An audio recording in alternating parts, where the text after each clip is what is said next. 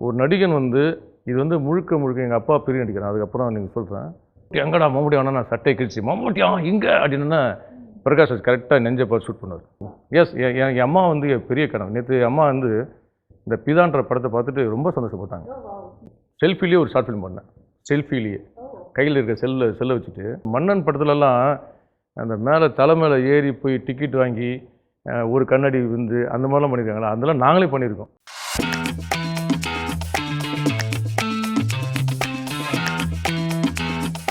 Welcome to our show.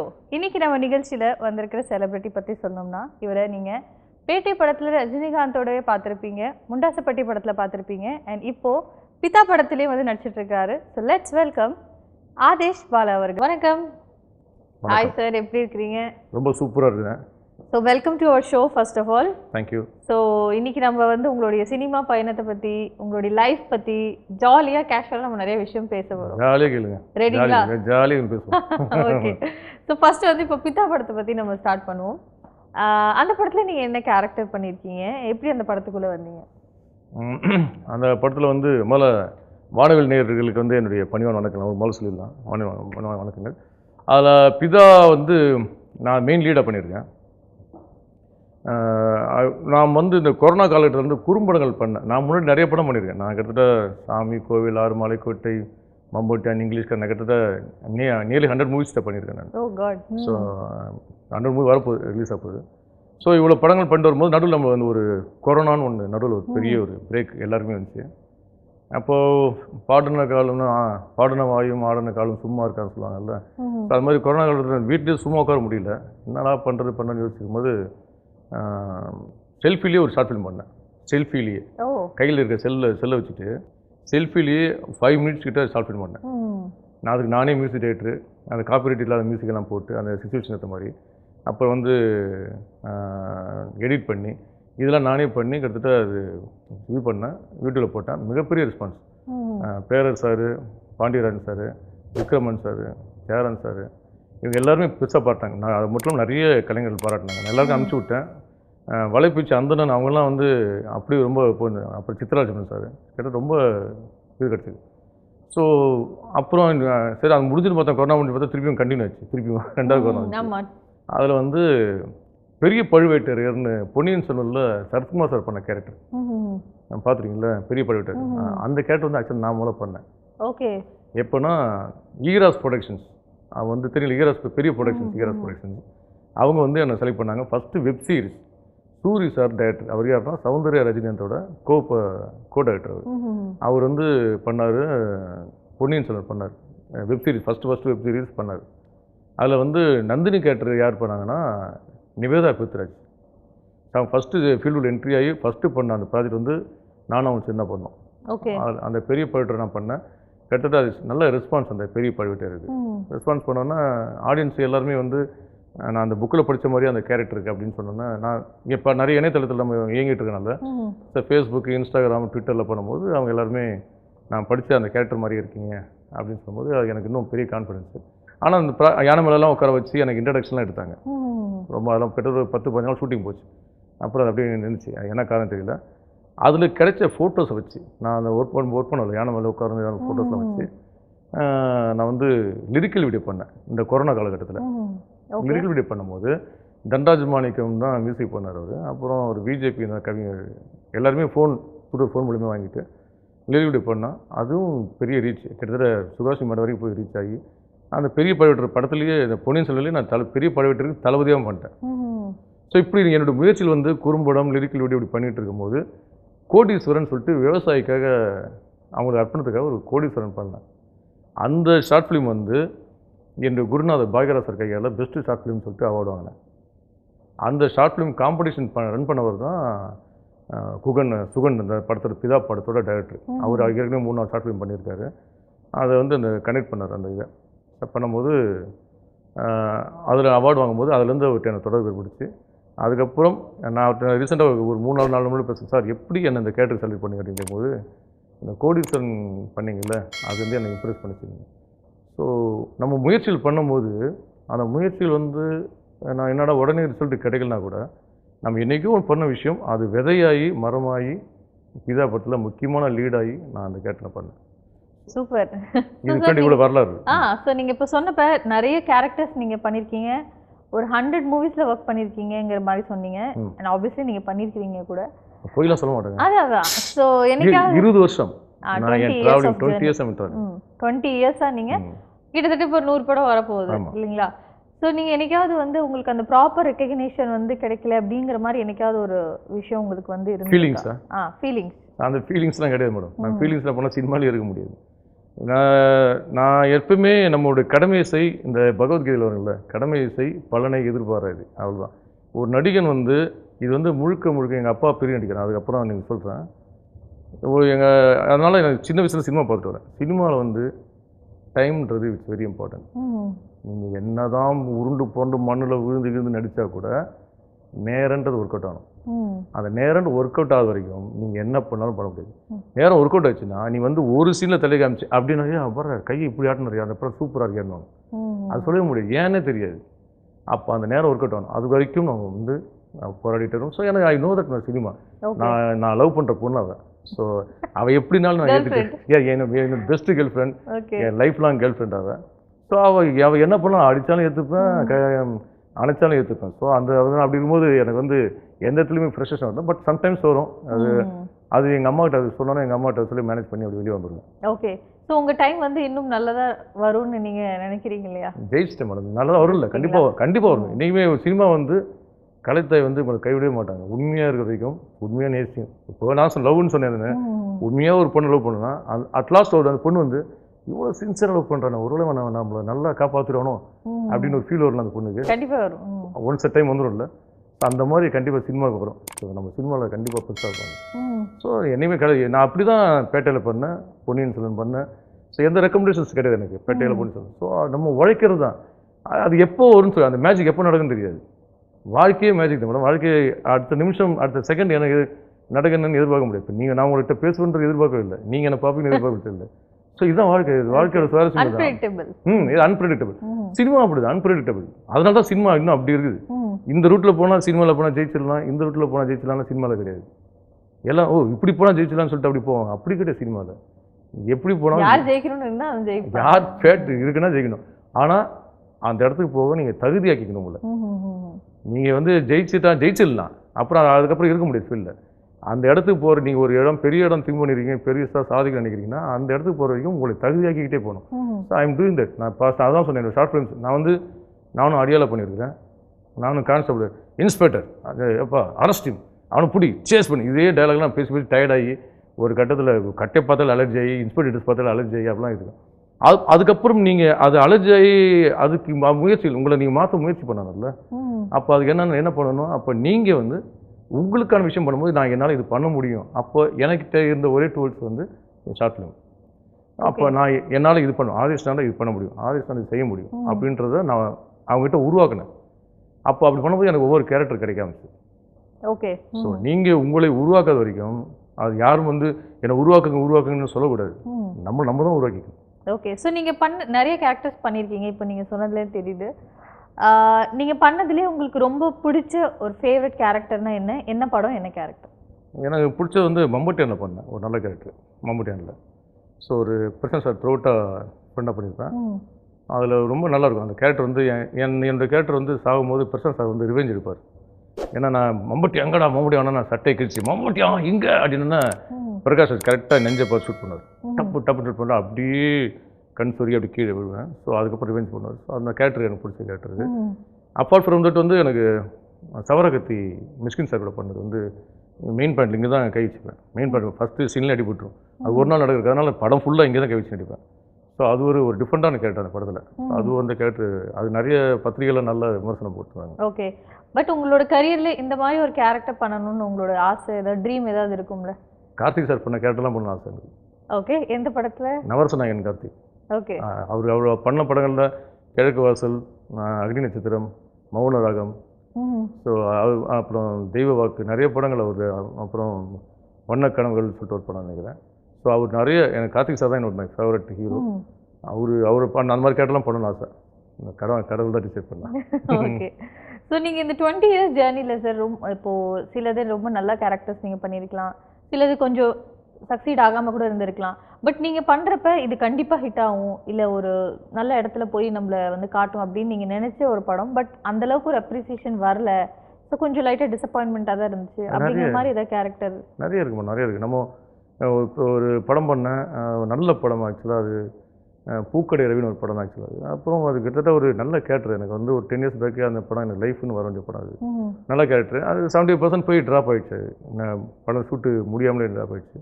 நம்ம நிறைய படங்கள் வந்து பண்ணி வந்து நல்ல கேரக்டர் பண்ணி ரிலீஸ் ஆகாமல் போய் டிசப்பாயின்மெண்ட் ஆகுது. நம்ம ஆள் ரொம்ப கஷ்டப்பட்டு உழைச்சிருப்போம், அது வருது.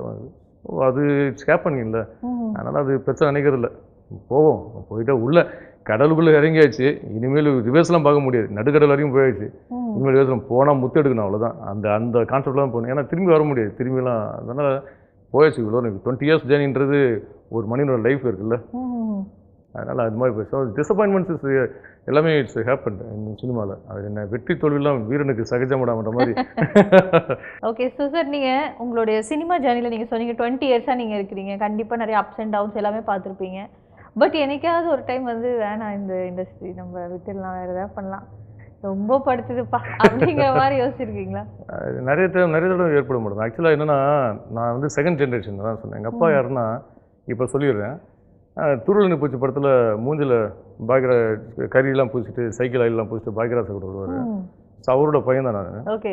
ஸோ நான் செகண்ட் ஜென்ரேஷனில் நம்ம வந்துட்டோம். சினிமாவில் வந்து அப்பாலனால் முடியாத விஷயத்தை நம்ம சாதிக்கணும் அப்படின்னு சொல்லிட்டு இந்த சினிமா செலக்ட் பண்ணி உள்ளே வந்துட்டேன். ஸோ நான் வந்து பிரசிடென்சி காலேஜ் ஸ்டூடெண்ட், நான் பிஏ கார்பரேட் செக்ரட்டரிஷிப் நான். பட் என்னென்னா சினிமான்றது, ஏன்னா அப்பானால் முடியாத ஒரு விஷயத்தை பண்ணணும், சாதிக்கணும் அப்படின்னு வரும்போது இதில் நிறைய அடி விழும். அதாவது உங்களை போனோடனே அப்படியே சிவப்பு கம்பளம் போட்டு யாரும் வரவேற்கலாம் ஆளுலாம் கிடையாது, வரவேற்கலாம் ஆள் யாருமே கிடையாது. ஆனால் வந்து எனக்கு வந்து நல்ல ஓப்பனிங் கிடச்சி. பாக்யராஜ் சார் தான் இன்ட்ரடியூஸ் பண்ணார். அப்புறம் சீரியல் பண்ணிட்டு இருந்தோம். அதுக்கப்புறம் வந்து போக லைஃப் ரொம்ப டஃப்பாக இருக்குது. ஏன்னா லைஃப்பை லீட் பண்ண ஒரு பக்கம், நம்முடைய எய்மை நோக்கி ஒரு பக்கம் போகணும். ஸோ இது ரெண்டுத்தையும் போய் லீட் பண்ண போகும்போது ரொம்ப டஃப்பாக இருக்கும். ஃபினான்ஷியலாக ரொம்ப தடுமாறுவோம், ரொம்ப கஷ்டமாக இருக்கும். எல்லா பக்கமும் அவமானங்கள் தான் மேக்ஸிமம் சந்திப்போம். ஒரு நடிகனாக வந்து நான் இத்தனை வருஷம் போராடின வந்து நிறைய அவமானங்கள்லாம் சந்திச்சிருக்கோம். அது நடுவில் சின்ன ஒரு சக்ஸஸ் வந்து நம்மளை ஒரு எனர்ஜி கொடுத்து திருப்பி மேலே போவோம், திருப்பி மேலே. ஆமாம், இப்போ ஒரு 70% அடி வாங்குறோம் வச்சுங்களேன், ஒரு 20% இந்த இப்போ ஒரு குழந்தை அழுதுகிட்டே இருந்துச்சுன்னா கொஞ்சம் சாக்லேட் கொடுத்தோன்னா கொஞ்சம் நேரம் அழாமல் இருக்குல்ல, திருப்பி சாக்லேட் பிடிக்கிட்டு என்ன பண்ணுவீங்கன்னா திருப்பி ஆயிடும். அந்த மாதிரி சின்ன சக்ஸஸ் வரும், திருப்பி அதுக்கப்புறம் ஆட்டிகள் மேலே அடி வரும். அது மாதிரி அதாவது நம்ம இப்போ நான் வந்து பொன்னியின் செல்வனை 3 தடவை நான் ஆக்சுவலாக நான் செலக்ட் ஆகிருக்கேன். பொன்னியின் செல்வன் வந்து நம்ம நாகா சார் வந்து பண்ணார், கலைஞர் டிவியாக ஃபஸ்ட்டு வந்து பண்ணும்போது, பொன்னியின் செல்வன் பண்ணும்போது அதில் வந்து ஆதித்ய கரிகாலன் கேரக்டருக்கு நான் கமிட் ஆனேன். ஃபஸ்ட்டு வந்து அக்ரிமெண்ட் சைன்லாம் பண்ணி ஸோ நான் பண்ணேன். ஸோ அதை செலக்ட் ஆகி பண்ணும்போது அதுவும் அந்த ப்ராஜெக்டும் வந்து இந்த ப்ராஜெக்ட் அப்பா இதில் நம்ம ரெகக்னைஸ் கிடச்சிடுவோம். ஏன்னா பொன்னியின் செல்வன்றது எல்லாருமே பண்ணுற எதிர்பார்க்குற விஷயம். அதில் ரெகக்னைஸ் கிடச்சிடும். அந்த படம் அதுவும் வந்து அந்த சீரியல்ஸ் வந்து அப்படியே ட்ராப் ஆகிடுச்சு. அடுத்த பொன்னியின் செல்வன் ஈகராஸில் பொன்னியின் செல்வன் அதுவும் ட்ராப் ஆகிடுச்சு. ஸோ இது மாதிரி கிட்ட நெருங்கி நம்ம சக்ஸஸ் கிட்ட நெருங்குவோம், அப்புறம் ஃபெயிலியர் ஆகும். நல்ல படங்கள் பண்ணுவோம், அது ரிலீஸ் ஆகாது. படங்கள் ரிலீஸ் ஆனாலும் வெளியே தெரியாது. சின்ன படம் நல்ல படம் டாக் வரும், பட் வெளியே தெரியாமல் போயிடும். ஸோ இவ்வளோ பிரச்சனைகள் வந்து ஒரு நடிகன் சந்திச்சுக்கிட்டே இருக்கும். இதுக்கு நடுவில் நீங்கள் ஃபேமிலி வந்து உங்களுடைய கஷ்டத்தை ரன் பண்ணணும், ஃபினான்ஷியலாக ரன் பண்ணணும், வாழ்க்கையை ரன் பண்ணணும். எல்லா பக்கமும் நீங்கள் ஓட்டுறது வந்து ஒரு சினிமா கலைஞனால் மட்டும்தான் முடியும். அவ்வளோ கஷ்டப்பட்டுருணும். பொறுமை அவனுக்கு மட்டும்தான் வாழ்க்கையில், சினிமாவில் மட்டும்தான் நீங்கள் பொறுமை நிறைய கற்றுக் கொடுக்கும். 20 வருஷம் ஓடி இருக்கன்னா எத்தனை பொறுமைகள் இருக்கும், வாழ்க்கையே பொறுமை ஆயிடுச்சு. எவ்வளோ பொறுமைகள் தேவைப்படும். ஸோ அவ்வளோ பொறுமையை பொறுத்து ஸோ நீங்கள் நம்ம கூட படித்தவங்கெல்லாம் ஒரு பெரிய ஸ்டேட்டஸ் இருப்பாங்க. நீங்கள் இங்கே உழைச்சிக்கிட்டே இருப்பீங்க சினிமாவில், அது ரெகக்னிஷன் கிடைக்கிற வரைக்கும் இங்கே போராட்டம் இருந்துகிட்டே இருக்கும். இவ்வளோ லவ் பண்ணுறீங்க சார் சினிமாவை, நீங்கள் சொன்னீங்க ஃபஸ்ட்டே சொல்லிட்டீங்க cinema is like my girl friend, என்னோட பெஸ்ட் கேர்ள் ஃப்ரெண்ட்னே சொல்லிட்டீங்க.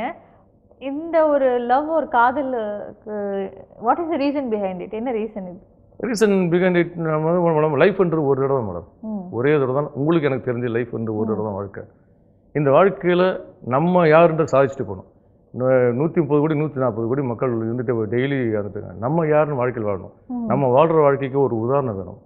ஸோ உதாரணம்னா நம்ம வாழ்க்கையில் நம்ம நாளைக்கு ஜெயிச்சு நம்மளால் முடிஞ்ச 4 பேருக்கு ஹெல்ப் பண்ணணும். இதுதான் உண்மையான வாழ்க்கை. நம்ம ஜெயிச்சு நம்ம மட்டுமே வாழாமல் நம்மளை சார்ந்தவங்கலாம் வாழ்ந்து அவங்களும் நமக்கு ஹெல்ப் பண்ணணும்.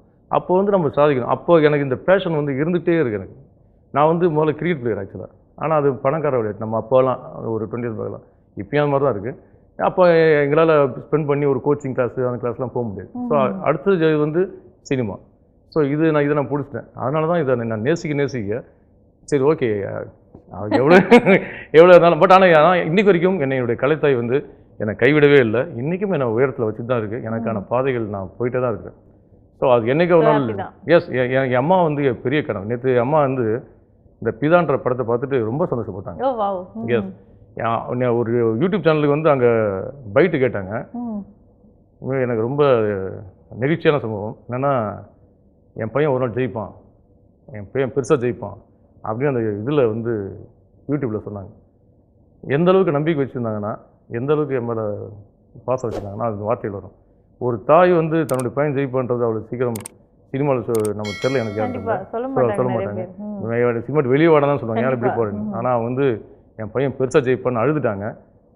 அந்த தாய்க்கு நான் செய்ய வேண்டிய கடமையாக கூட நான் என்னோடய வெற்றியை பரிசளிக்கணும். அதுதான் அதுக்காக. ஸோ எனக்கு ரெஸ்பான்சிபிலிட்டி அதிகமாகிட்டா தான் இருக்குது. நான் இவ்வளோ பேர் என் பின்னாடி இருக்கிறாங்க. என்னை சார்ந்த நண்பர்கள், என் அம்மா, ஸோ எங்கள் அப்பாவுடைய ஆசிரியர் மேலே இருக்கார், அவருடைய கனவு இருக்குது. எனக்கு என்னுடைய ரெஸ்பான்சிபிலிட்டி தான் என்னோட இயக்கிக்கிட்டே இருக்குது. நான் வந்து ஜெயிக்கணும்னு ஆசைப்பட்டு வந்தது போக இப்போ இவங்களுக்காகலாம் நான் பெருசாக ஜெயிச்சாகணும் அப்படின்ற அந்த ரெஸ்பான்சிபிலிட்டி இருக்குல்ல, அதுதான் என்னை இயக்கிக்கிட்டே இருக்குது. Super sir. ஸோ இதே வந்து ஓட்டத்தை போனீங்கன்னா கண்டிப்பாக பிடிச்சிடலாம். அது பிடிச்சிடும். எனக்கு பெரிய நம்பிக்கை மேடம். ஒரே விஷயம் தான், என் திறமை மேலே நம்பிக்கை இருக்குது, என்னோட உழைப்பு மேலே நம்பிக்கை இருக்குது. அது என்னைக்குனாலும் பெருசாக அடிப்பேன்ற நம்பிக்கை இருக்குது. Super sir, very good, all the best sir. அதுக்கு வாழ்த்துக்கள் ஃபர்ஸ்டே சொல்லிடுறேன். ஓகே, ஸோ நம்ம சூப்பர் ஸ்டாரோட படத்தில் வந்திருப்பீங்க, பேட்டை. எஸ், பேட்டையில் பண்ணுவோம். உங்களுக்கு நீங்கள் தான் சொல்லணும் சார், சூப்பர் ஸ்டார் கூட நேரில் பார்த்துருப்பீங்க, அவர்கிட்ட பேசுனீங்களா மேடம்? எப்படி இருந்துச்சு அந்த ஒரு சூப்பர் ஸ்டார்லாம்? நான் பெரிய ரசிகர் மேடம், உண்மையாக எனக்கு பெரிய ரசிகர். இந்த மன்னன் படத்துலலாம் அந்த மேலே தலை மேலே ஏறி போய் டிக்கெட் வாங்கி ஒரு கண்ணாடி விழுந்து அந்த மாதிரிலாம் பண்ணியிருக்காங்களா, அதெல்லாம் நாங்களே பண்ணியிருக்கோம். சாந்தி தேட்டரில் போய் டிக்கெட் வாங்கி அடிச்சு பிடிச்சி மேலே ஏறி எங்கேருந்து எகிரி குச்சி பின்னாடி சட்டை கிழிஞ்சி, சட்டை ரெண்டாவது கிழிஞ்சிடும். அவள் வந்து அம்மாட்ட வீட்டில் திட்டுவான்ட்டு ஸ்டாப்லர் அடிச்சு அப்படி பேசாமல் போய்ட்டு வீட்டில் போய் அப்போ நாளைக்கு தோக்கும் போது தான் தெரியும் சட்டை கிழிஞ்சு போச்சுன்னு சொல்லி. அந்த மாதிரி அப்படி ஒரு ஃபேன், பயங்கர ஃபேன்ஸ் அவருக்கு. நாங்கள் எங்கள் தெருவில் ரசிகர் மன்றம்லாம் ஓப்பன் பண்ணியிருக்கோம். அந்த மாதிரி பண்ணி அந்த இதில் வந்து பார்த்திங்கன்னா எனக்கு பேட்டையில் அவர் கூட ஒரு படமாக ஒரு ஃப்ரேமாக நிற்கணும்னு ஆசைப்பட்டேன். அதுதான் கலைத்தாயின்னு சொன்னது. நீ சொன்ன சின்ன சின்ன விஷயம் நடக்குன்றது. நான் வீட்டில் இருக்கும்போது தான் திடீர்னு ஒரு கால் ஒன்று வந்துச்சு. நான் ஆடிஷன் போய் அட்டன் பண்ணேன். ஆடிஷன் அட்டன் பண்ணிட்டு அது அவங்க ஷூட்டிங்லாம் போயிட்டாங்க. நான் வீட்டில் இருக்கும்போது இது மாதிரி சன் பிக்சர்ஸ்னு கால் பண்ணுறோம், நீங்கள் டேட்ஸ் ஃப்ரீயாக இருக்காங்க, யாரும் நம்ம உருட்டி ஓட்டுறாங்க போல இருக்குது, ரஜினி சார் போட ப்ராங்க் கால் மாதிரி அப்போ ஓட்டுற ஏதோ இன்டர்வியூலேருந்து உட்காந்து ஏதோ ஓட்டுறாங்கன்னு நினச்சிட்டு சரிங்க சொல்லுங்கள் அப்படின்னு சொல்லிட்டு இருந்தேன். பட்டா சார் உங்களுக்கு வந்து ஹாஃப் அன் ஹவரில் வந்து கோஆர்டினேட்டர் உங்களுக்கு கால் பண்ணுவார், பாலான்னு கோஆர்டினேட்டர் வருவாங்க. சரிங்க அப்போட நம்பிக்கையில் சரிங்க ஓகேங்க அப்படின்னு வச்சுட்டேன். அப்புறம் கோஆர்டினேட்டர் பாலா சார் பேசுகிறேன், அது மாதிரி டேட் ஃப்ரீயாக இருக்கா, 2 மாதம் இருக்கணும், ரஜினி சார் கூட போகணும், 2 டேஸில் கிளம்பணும். 2 டேஸில் கிளம்புனாங்க டார்ஜிலிங். ஸோ எனக்கு அது வரைக்கும் ஒன்றும் புரியல, பிரம்மபுட்சமாக இருந்தேன் எனக்கு. அதுவும் ரஜினி சார் போட 2 டேஸில் கிளம்பணும் டார்ஜிலிங்கு. இந்த கண்ணா லட்டு தின்னு ஆசையாக மாதிரி ஆயிடுச்சு. ஒரு லட்டு தின்னு ஆசையான்னு தலைவர் கூட, இன்னொரு லட்டு தின்னு ஆசையாக டார்ஜிலிங்கு, நம்ம பார்க்காத ஒரு இடம் அது. சரி போனோன்னா நான் வீட்டில் சொல்லவே இல்லை, ஷூட்டிங் ஸ்பாட்டில் எங்கே போனேன் அப்படின்னு, டார்ஜிலிங் மட்டும் சொன்னேன். போய் ஏன்னா தலைவர் போய் கூட போய் நடித்து அதுக்கப்புறம் சொல்லிக்கலாம். ஏன்னா எது வேணால் நடக்கும், எப்போ வேணால் நடக்கும், எது வேணால் சினிமாவில். ஏன்னா அந்த ஏமாற்றங்கள் நிறைய நம்ம லைஃப்பில் பார்த்துக்கோம், சினிமாவில் பார்த்துக்கோம். அதனால் நாங்கள் போகிறதுன்னு சொல்ல போய் ஃபஸ்ட்டு சீனு தலைவரோட வந்து ஃபைட் சீன். மங்கிக்குள்ளா போட்டு நாங்கள் வருவோம், நாங்கள் 5 பேர் வருவோம். பீட்டர்கன் மாஸ்டர் வந்து எங்களை வெளுத்தெடுத்துட்டார். கிட்டத்தட்ட 20-25 ரிகர்சல் எங்களுக்கு தலைவர் வர்றது முன்னாடி. ஏன்னா தலைவரோட பண்ணனால ரிகர்சல் வந்து அப்புறம் தலைவர் வந்தார். வந்து அவர் அடி யார் வரீங்க வரேன் 5 பேர் என்ன பண்ணி இவர் கம்போஸ் பார்த்துறாரு. நான் பார்த்துறேன் வரீங்களா முன்னாடி வரீங்களா ஓகே அப்படின்ட்டார். ஏன்னா வந்தார், நம்ம இவ்வளோ தூரம் போனால் அவர் டக்கு பார்த்துட்டார். அதுதான் அந்த எக்ஸ்பீரியன்ஸு. போனோன்னா நான் வந்து அவர் கூட தலைவரோட படிக்கட்டில் இருட்டில் அப்படி வந்து அப்படி வருவேன். அப்படி தலைவர் கைப்பிடி போகிறேன் எங்கள் ஐயா எப்படி இருக்கும் அப்படி தலைவர் அவ்வளோ பெரிய அடித்து பிடிச்சி தலைவான்னு படம் பார்த்தது இடத்துல அவர் என் கையை பிடிச்சி அது பிளாக் பண்ணி அடி செவத்தில் இடிச்சு அடி கீழே விழுந்துலாம் அப்படியே எனக்கு அது ஸ்லோ மோஷன் ஸ்டார்ட் ஆகிடுச்சு. எனக்கு அது அவர் ஸ்பீடாக நாங்கள் பண்ணது. அது எனக்கு வந்து அவர் பிடிச்சி அப்படியே ட்ரீமில் போகிறோம் அப்படின்னு அடி வாங்கினது கூட நம்மளுக்கு அவ்வளோ ஃபீல் ஆகலை இல்லை. ஆமாம், ஏன்னா அவரு வந்து பண்ணும்போது அவரே கைப்பிடிச்சு பண்ணும்போது காட் வேறு எக்ஸ்பீரியன்ஸு. அதெல்லாம் படம் ஃபுல்லாக த்ரூஅவுட்டாக அவர் கூட வேனில் ட்ராவல் பண்ணுறது, அவர் பக்கத்தில் படுத்துட்டு அவர் உட்காந்து பக்கத்தில் படுத்துட்டு ட்ராவல் பண்ண மாதிரி. ஸோ இதெல்லாம் ரஜினி சார் படத்தில் நிறைய கிடச்சிது எனக்கு உண்மையே. காட் அதான் சொல்ல நம்ம சிவன் நேசிக்க ஏதோ ஒரு விஷயத்தில் கிடைக்குன்ற மாதிரி ரொம்ப நல்லா கிடைச்சது ரஜினி சார் படத்தில். Super sir, super. ஸோ அதுக்கப்புறம் உங்கள் ஃபேமிலியில் அதை பார்த்துட்டு எவ்வளோ ஹாப்பி? ஆமாம், அப்புறம் தான் அவங்களுக்கு தெரியுது. அப்போ என்னென்ன சொன்னாங்கன்னா, டார்ஜிலிங் நியூஸில் வந்துட்டார் ரஜினி சார் வந்து டார்ஜிலிங் இருக்காருன்னு. ஓ, நீங்கள் பேட்டை படத்துக்கு போகிறீங்களான்ட்டாங்க. ஆமாம், ஏன்னா கமிட் ஆகிடுச்சு, அப்புறம் ஒத்துக்கிட்டேன். ஸோ அந்த மாதிரி ரஜினி சார் விட்டார். அவர் அப்புறம் அப்பாட்ட போய் அவர்கிட்ட போய் இன்ட்ரடியூஸ் பண்ணேன், சார் மாதிரி சிவராம சார் பையன். ஏன்னா அப்பா நிறைய படம் பண்ணியிருக்காங்க, நான் சேஃப் பண்ணி தான் அது மாதிரி தலைவிட பண்ணியிருக்காங்க. அப்புறம் என்ன சொன்ன, முண்டாஸ் பட்டி பண்ணியிருக்கீங்களா? ஆமாம், அந்த மர்மம் அந்த இது கேட்டல. அவர் எல்லாமே நல்ல நல்ல படத்தெல்லாம் பார்த்துருவார், நல்ல ஹிட்டான, நீங்களும் பார்த்துருப்பீங்க, நல்ல ஹிட்டான படத்தை பார்த்து அந்த டீமையும் அவர் பாராட்டுவார். ஸோ அந்த மாதிரி அவர்கிட்ட நிறைய சிம்பிளிசிட்டி நிறைய இருந்துச்சு சார். அவர் வந்தால் ஸ்பாட்டில் தான் உட்காந்துருப்பார். ஸ்பாட்டில் ஒரு பெரிய சீன்ஸ் எடுக்கும்போது மட்டும்தான் கேரன் போவார், மற்றபடி அவர் ஸ்பாட்டில் உட்காந்துருப்பார். ரொம்ப அது மாதிரி 4 ஒரு 20-30 பேர்லாம் வரமாட்டாங்க. அவர் கூட ஒரு 3 பேர் ஹேட்டர்ஸ், அந்த 3 பேர் வருவாங்க. அப்புறம் இம்ப்ரூவைஸ் டைரக்டர் என்ன சொல்கிறாரோ அப்படின்னு கேட்டுட்டு இவரை இம்ப்ரூவைஸ் பண்ண டைரக்டர் சொல்லுவார், கேட்டுங்க அப்படின்னு. ஸோ அவர் அந்த பணிவு, அவர் ஒவ்வொன்றும் அவர் டவுன் டு எர்த்து போகும்போது, ஏன் வந்து ஒய் தே ஆர் லெஜெண்ட் அப்படின்போது ரஜினி சார் லெஜெண்டாக இருக்கும்போது அந்த மாதிரி குவாலிட்டிஸ் அப்படிங்கும்போது நாங்களாம் போகும்போது அவரை பார்த்துட்டே இருப்பேன். அவர் அப்படி உட்காந்துட்டே இருப்பேன், நான் அப்படி பார்த்துட்டே இருப்பேன் அவரை. நான் அவ்வளோ அழகாக இருக்கும் வரும்போது, அந்த ஸ்பீடு, ஃபைட்டு, அந்த டைலாக்ஸ். இந்த ஒரு படத்தில் நான் எல்லாமே பார்த்துட்டேன். தலைவர் டான்ஸ் ஆடுறதை பார்த்துட்டேன், ஃபைட் பண்ணுறதை பார்த்துட்டேன். ஒரு காமெடி சீனில் வந்து ஆக்சுவலாக வருவார், அந்த ஃபஸ்ட்டு பிகினிங்கில் நரேன் சார் வீட்டில் வருவார். வீட்டில் வந்துட்டு ஆக்சுவலாக அவர் அடித்து கிடிச்சிட்டு அவர் போயிடணும், அவ்வளோதான். ஆனால் அவர் என்ன பண்ண, அந்த கண்ணாடியை வச்சுருவார், கண்ணாடி. அதுக்கப்புறம் வந்து அது இம்ப்ரூவைஸ் பண்ணார் வந்து, கண்ணாடி அது வரல, அந்த சீனில் அவர் வச்சு கண்ணாடி போட்டு கண்ணை போட்டு ஒழுங்காக அடி சொல்லிட்டு போவார். அது இம்ப்ரூவைஸ் பண்ணார். ஸோ அப்படி எல்லாம் போகும்போது அவர் கேட்டார், நல்லா இருக்கா, டேரக்டர் ரொம்ப பிடிச்சிருக்காரு. ஸோ அவர் இம்ப்ரூவைசேஷன் பண்ணுறது எல்லாமே அந்த பேட்டை படம், ஒரு படம் எனக்கு வந்து அன்லிமிட்டெட் மீல்ஸ் மாதிரி எனக்கு ஆயிடுச்சு. ஓகே, ஸோ நம்ம உங்களுடைய ரொம்ப க்ளோஸ் டு ஹார்ட், நீங்கள் பேட்டை படத்தை பற்றி பேசிட்டீங்க, பிதா படத்தை பற்றி பேசிட்டீங்க. அடுத்து என்ன சார் பண்ணுறீங்க, என்ன ரோல்? இப்போது அரவிந்த் சாம்சாரோட ஒரு படம் கள்ளப்பாட் பண்ணிட்டுருக்கேன். அப்புறம் விஜேஷ் நாகேஷ் அவரோட பேரன் அவர் படம் வந்து வானரன், ஸ்ரீராம் பத்மா சார் டைப் பண்ண அந்த படம் பண்ணிட்டுருக்கேன். அப்புறம் ஒத்தவட்டு முத்தியா ராஜகோபால் சார் அவர் படம் பண்ணிட்டுருக்கேன். ஓகே, அப்படியே ஒரு 4-8 படம் லைனில் இருக்கு. எல்லாமே நல்ல ஆதேஷ் பாலானா எப்படி பண்ணுவோன்றது நம்பி நல்ல கேட்டு கொடுக்கலாம் அப்படின்ற அளவுக்கு கான்ஃபிடன்ட் கொடுக்குற அளவுக்கு நல்ல கேட்டு பண்ணிட்டு இருக்கேன். Super sir, super. எல்லாத்துக்குமே வாழ்த்துக்கள்.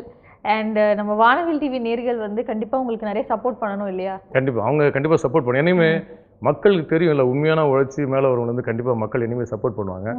அந்த வகையில் எனக்கு வானவில் கண்டிப்பாக சப்போர்ட் பண்ணுவாங்க எதிர்பார்க்குறேன். ஸோ என்னுடைய முடிஞ்சிச்சா? இல்லை, நீங்கள் சொல்லுவீங்க இந்த மாதிரி உங்கள் படம் எல்லாம் வர்றப்ப நீங்கள் தியேட்டரில் போய் பாருங்க அப்படி சொல்லுவீங்க. வானவில் நேர்களுக்கு என்னுடைய பணிவான வேண்டுகோள், இப்போ பிதான்னு ஒரு படம் ரிலீஸ் ஆகிருக்கு. இந்த படத்தோட என்ன விசேஷம் என்னென்னா 23 மணி நேரம் 23 நிமிஷத்தில் எடுக்கப்பட்ட முதல் இந்திய திரைப்படம்.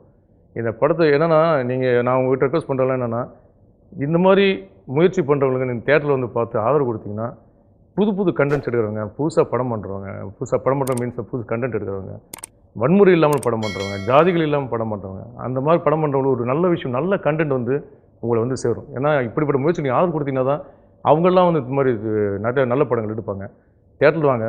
எங்களுக்கு இந்த படம் வந்து உங்களை எப்பயுமே ஏமாத்தாது. நான் பிதான்ற படம் உங்களுக்கு ஏமாத்தாது, 100% சாட்டிஸ்ஃபை பண்ணும் அப்படின்ற உதாரணம் கொடுக்குறேன்.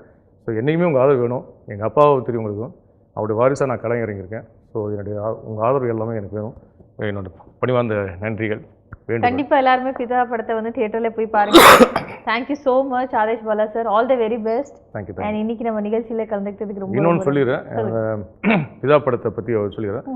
பிதா படத்தில் எனக்கு வாய்ப்பளித்த இயக்குனர் சுகன் சார் அவர்களுக்கும், தயாரிப்பாளர் இந்த அளவுக்கு எங்களுக்கு சப்போர்ட் பண்ணி இந்த படத்தை இவ்வளோ பெருசாக கொண்டு வந்து மக்களிடம் சேர்த்த தயாரிப்பாளர் ஜி சிவராஜ் அவர்களுக்கும், ஜெனிஷ் படத்தை விநியோகித்த ஜெனிஷ் அவர்களுக்கும், பிஆர்ஓ கோவிந்தராஜ் அவர்களுக்கும், மற்றும் என்னோட நடிகர்களுக்கும், அனைத்து டெக்னீஷியன்ஸும், லைட்மேன்ஸு, போஸ்ட் ப்ரொடக்ஷன்ஸு, பாபாக்கன் டைலாக் வந்து பாபா கனெக்ட் பண்ணியிருக்காரு. ஸோ எடிட்டர் வந்து சீவசன் பண்ணியிருக்காரு, மியூசிக் வந்து நரேஷ் பண்ணியிருக்காரு, கேமரா வந்து இளையராஜா பண்ணியிருக்காரு. ஸோ இது மாதிரி நிறைய பேருடைய ஒரு கடின உழைப்பு இந்த படத்தில் இருக்குது. ஏன்னா ஒரே நாளில் படம் பண்ணும்போது அதோட வேலைகள் அதிகம். ஏன்னா நாங்கள் வந்து தூங்காமல் கொள்ளாமல், ஒரு நைட்டோடு தூங்காமல் கொள்ளாமல், சாப்பிடாமல் கொள்ளாமல் அவ்வளோ கஷ்டப்பட்டு அந்த படம் பண்ணோம். ஏன்னா ஒரு நாள் ஒரு படத்தை முடிக்கின்றது இட்ஸ் நாட் மேஜிக்கில் பண்ண முடியாது. Not easy. பண்ண முடியாது. ஸோ அவ்வளோ பெரிய அது பையன் மாஸ்டர் தர்ஷித் அந்த படத்தில் பண்ணியிருக்காப்புல, சின்ன பையன். அவனும் தூங்காமல் கொள்ளாமல் அவ்வளோ எல்லாருமே அவங்க ஓன் ஹார்ட் ஒர்க் எல்லாமே பண்ணியிருக்கு. எல்லாமே டெடிகேஷனாக ஒர்க் பண்ணி நான் கடைசியாக வர்றது உங்ககிட்ட தான், மக்களாக அவங்ககிட்ட தான் வரும். ஏன்னா எல்லாமே எல்லா மசாலா போட்டு எல்லாத்தையும் போட்டு கடைசியில் மக்கள் தானே சாப்பிடணும். அது மாதிரி கொடுத்துருக்கோம். ஸோ இது மாதிரி எவ்வளோ ஹார்ட் ஒர்க் இந்த படத்தில் இருக்குது. அனுகிருஷ்ணா இவங்கெல்லாம் பண்ணியிருக்காங்க எல்லாம். ஸோ நிறைய பேர் நான் சொல்ல போகிற நிறைய விஷயம், ஸ்ரீராம் சந்திரசேகர், ரெகனா மேடம், நீங்கள் படத்தில் பார்த்தீங்கன்னா காமெடி, சென்டிமெண்ட், த்ரில்லர் எல்லாமே இந்த படத்தில் இருக்குது. ஸோ அதனால் படத்தை வந்து தியேட்டருக்கு வந்து பாருங்கள். அகைன் அண்ட் அகைன் எல்லாமே சொல்கிற விஷயம், சினிமான்ற சாதனம் வந்து மக்களுக்காக கண்டுபிடிக்கப்பட்ட சாதனம். மக்கள் ஏன்னா கோயில் ஒன்று, சினிமா ஒன்று. கோயிலில் போய் நீங்கள் நிம்மதியாக போய் உட்காரலாம், ஏன்னா எந்த பேட் வைப்ரேஷன்ஸ் இருக்காது. அதுக்காக தான் கோயிலில் போய் நிம்மதியாக உட்காந்து நம்ம என்ன திட்டினாலும் கடவுள் கேட்டுப்பார், என்னன்னாலும் என்ன வரங்கள் வேணாலும் கடவுள் கேட்டுக்கலாம். அதே மாதிரி சினிமாவில் வந்து 2 மணி நேரம் உங்களை மறந்து நீங்கள் வாழ்க்கையில் என்னெல்லாம் நினச்சிங்களோ அந்த ஹீரோ அதில் பண்ணுவாங்க. அது மாதிரி என்ன கனவுகள் எல்லாமே சினிமாவில் இருக்குது. ஸோ அந்த 2 மணி நேரம் உங்களை மறந்து ஒரு ஸ்ட்ரெஸ் பஸ்டரான படங்கள் தான். ஸோ எனக்கு இந்த சினிமா வாழ வைக்க நீங்கள் தான் ரசிகர்களாக, நீங்கள் தான் நல்ல படங்களுக்கெல்லாம் ஆதரவு கொடுக்கணும்னு சொல்லிட்டு மிகவும் தாழ்மையுடன் கேட்டுக்கிறேன். நன்றி நன்றி நன்றி நன்றி வணக்கம். தேங்க்யூ. இன்னைக்கு நம்ம நிகழ்ச்சியில் ஆக்டர் ஆதேஷ் பாலாவுடன் பேசி நிறைய விஷயங்கள் தெரிஞ்சுக்கிட்டோம். இதே மாதிரி இன்னொரு கெஸ்ட்டை மீட் பண்ணுறேன். Until then, take care. Signing off from Tashvi Subramaniam. Bye-bye.